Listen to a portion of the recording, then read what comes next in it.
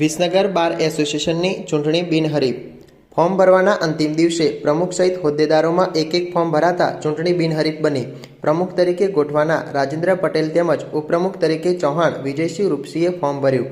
વિસનગર બાર એસોસિએશનના પ્રમુખ ઉપપ્રમુખ સહિત 15 સભ્યો, 4 કારોબારી સભ્યો અને 1 લાઇબ્રેરિયનની સહિત કુલ 20 જગ્યાઓ માટે ચૂંટણી જાહેર થતાં પુનિત જે બારોટ, પ્રતિક બી બારોટ અને સિદ્દીક આર શેખ દ્વારા ચૂંટણી કમિશનર તરીકે નિમણૂક કરવામાં આવી હતી, જેમાં ચૂંટણી અધિકારી દ્વારા આગામી 22મી ડિસેમ્બરના રોજ ચૂંટણી અને મતગણતરી જાહેર કરાઈ હતી, જેમાં ચાલુ વર્ષે ચૂંટણી બિનહરીફ બને તે માટે વિસનગર બાર એસોસિએશનના તમામ વકીલોએ ભેગા મળી સમરસ કરવાનું નક્કી કર્યું હતું, જ્યાં ચર્ચા વિચારણા સહિત તમામના પ્રયત્નો થકી ચૂંટણી ફોર્મ ભરવાના છેલ્લા દિવસે એક ફોર્મ ભરાતા ચૂંટણી બિનહરીફ થવા પામી હતી, જેની સત્તાવાર જાહેરાત 22 ડિસેમ્બરના રોજ સત્તાવાર કરવામાં આવશે તેવું ચૂંટણી કમિશનર દ્વારા જણાવવામાં આવ્યું હતું।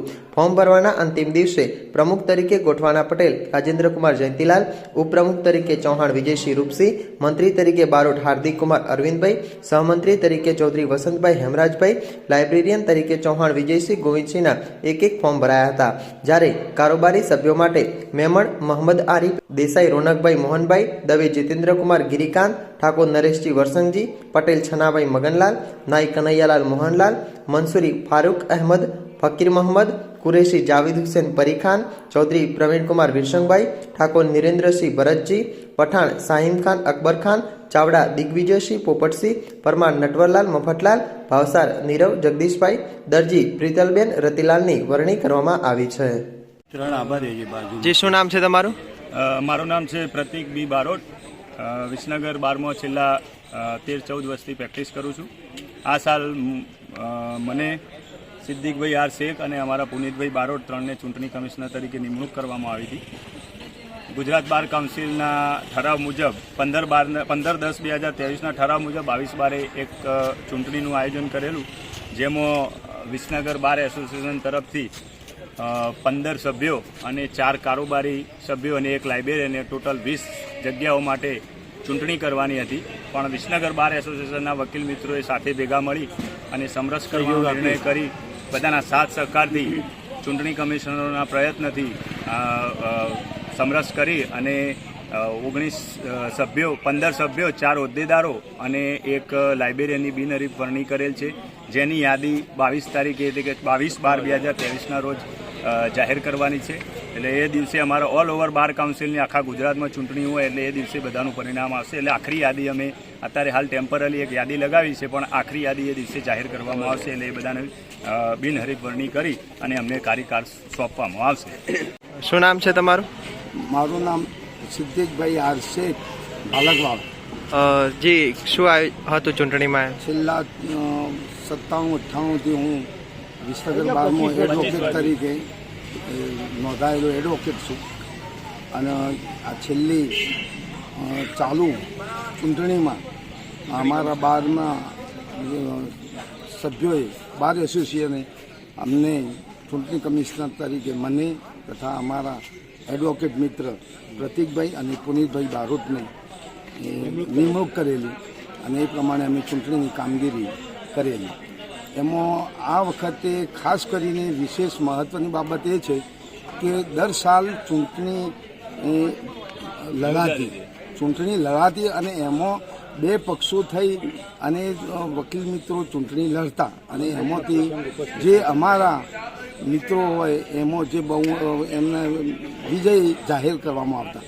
આ વખતે અમારા એડવોકેટ મિત્ર વસંતભાઈ ચૌધરી, બીજા અન્ય મિત્રો અને સિનિયર જુનિયર એડવોકેટ મિત્રો અને અમારા જે ચૂંટણી કમિશનર સાહેબો, હું તથા મારા બંને પ્રતિકભાઈ અને પુનિતભાઈ બારોટના અથાગ પ્રયત્ન અને મહેનતના હિસાબે જે અમે 12મો સમરસ કરી અને નવા બીજા ફોર્મ ભરવામાં મિત્રોએ બી સહકારથી બીજા ફોર્મ ભરેલા નથી, અને જેના હિસાબે સમરસ થયેલ છે। અને આજે ગઈ તારીખે છેલ્લો દિવસ હતો ફોર્મ ભરવાનો, એમાં બીજા અન્ય કોઈ વકીલ મિત્રોએ ફોર્મ ભરેલા નથી અને બિનહરીફ જાહેર કરેલ છે, અને એના રૂલ્સ મુજબ અમારે જે 20 તારીખે એના ડિક્લેર કરવાનું છે એ પ્રમાણે અમે ડિક્લેર કરી દઈશું। અને અમારા બારમાં જે સુમેળભર્યું વાતાવરણ અને જે મિત્રોએ એ કર્યું છે એ બદલ હું બધા મિત્રોને બી હું ધન્યવાદ આપું છું અને અમારા બાર અને કોર્ટને બેન્ચને સુમેળ જળવાઈ રહે એવા અમારા પ્રયત્નો રહેશે. જય હિન્દ, જય ભારત. વિસનગરમાં માતા પિતા વિહોણા 144 બાળકોને ગરમ કપડાનું વિતરણ. શહેરના શિવવંદના પરિવાર દ્વારા કરાયેલ આયોજન, કથામાંથી થયેલ બચત અને દાતાઓના સહયોગથી કરાયેલ વિતરણ. અગાઉ પણ આવા બાળકોને શૈક્ષણિક અને રાશન કીટ સહિત 11 ચીજવસ્તુઓનું વિતરણ કરાયું હતું. વિસનગર શહેરમાં ધાર્મિક અને સામાજિક કાર્યક્રમો કરતા શિવવંદના પરિવાર દ્વારા શ્રાવણ માસ દરમિયાન શહેરની પટેલવાડી ખાતે શિવ મહાપુરાણ કથાનું આયોજન કરાયું હતું, જેમાં પ્રથમ દિવસે જ કથામાંથી થયેલ બચતની રકમનો ઉપયોગ શહેર અને તાલુકામાં રહેતા માતા પિતા વિહોણા બાળકો માટે કરવાની જાહેરાત કરવામાં આવી હતી. જેમાં કથા પૂર્ણ થયા બાદ સારી બચત થતા તેમજ દાતાઓનો પણ સહયોગ મળતા ગત સપ્ટેમ્બરમાં 100 બાળકોને શૈક્ષણિક કીટ, રાશન કીટ, 11 ચીજવસ્તુઓ આપવામાં આવી હતી.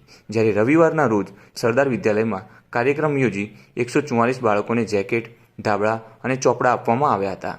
આ અંગે શિવવંદના પરિવારે જણાવ્યું હતું કે ધાર્મિકતાની સાથે સાથે તેમાં આવતી રકમનો પણ સારી જગ્યાએ ઉપયોગ થાય છે. તેમજ અગાઉથી માતા પિતા વિહોણા બાળકોને આ રકમમાંથી ચીજવસ્તુઓ આપવાનો નિર્ણય કરી દેવાયો છે, જેમાં દાતાઓનો પણ સહયોગ મળવા પામ્યો છે. આ કાર્યક્રમમાં 144 પૈકી 120 બાળકો હાજર રહેતા તેમને કીટ આપવામાં આવી હતી, જ્યારે રહી ગયેલા અન્ય બાળકોને મોકલી આપવામાં આવશે. Okay, ready.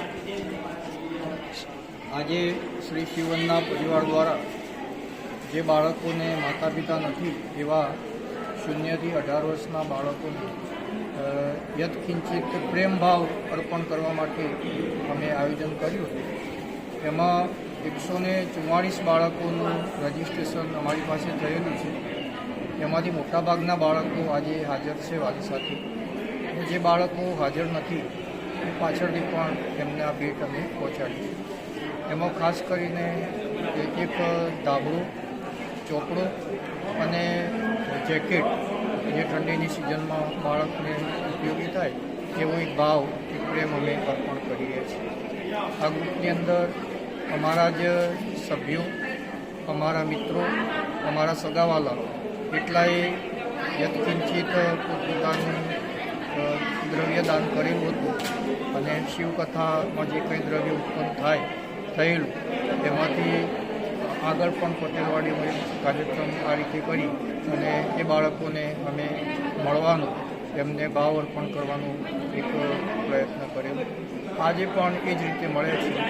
ખાસ હેતુ એ છે કે આ બાળકો બધાની વચ્ચે બેસે, સ્ટેજ ઉપર આવતા થાય, બીજા લોકોને મળે, એમનામાં સામાજિક ભાવનો વિકાસ થાય અને પ્રેમભાવપૂર્વક આવે, ખાય, પીવે.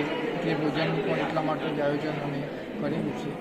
એટલે એ હેતુથી આજે વિસનગર તાલુકામાં અમને પણ આ કામ કરવાની મજા અને આનંદ આવે.